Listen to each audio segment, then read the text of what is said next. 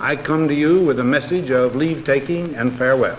This speech did not get very much attention. When a new president is coming to power, as John Kennedy was, the spotlight was not on Dwight Eisenhower. We have been compelled to create a permanent armaments industry of vast proportions.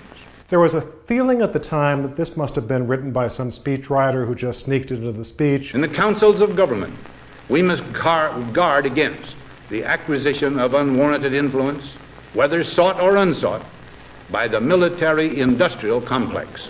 3 months ago, we got contacted by a family up in Minnesota saying that we have documents from Malcolm Moose. He was responsible in part for drafting the military-industrial complex speech. These new papers give us written evidence that this was not just some caprice of Eisenhower's or something by some speechwriter. You see the evolution of his speech from May 1959 to 1961. And he wanted to give this speech for a long time, 2 years.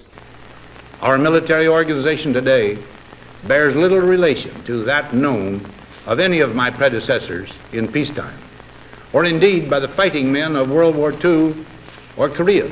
There was one person in Dwight Eisenhower's life whom he really confided almost everything to, and that was his brother Milton. There's one particular document where the speechwriters had already drafted their version of the speech, only to see Milton come along and totally revamp what had already been written. When Milton Eisenhower was taking notes and writing things on the drafts of these speeches, the speechwriters knew that it wasn't Milton talking, it was Ike.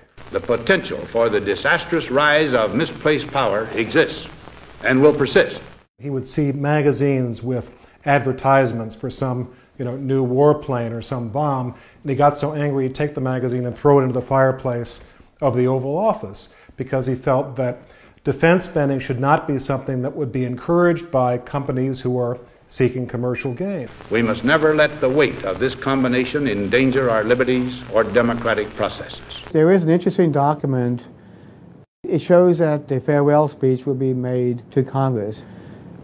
But yet, President Eisenhower decided, no, he was going to address the people. Only an alert and knowledgeable citizenry can compel the proper meshing of the huge industrial and military machinery of defense with our peaceful methods and goals, so that security and liberty may prosper together. One test of how well a president speaks is how long the speech lives. Here we are 50 years later, we're still talking about this speech. Now, on Friday noon, I am to become a private citizen. I am proud to do so. I look forward to it. Thank you, and good night.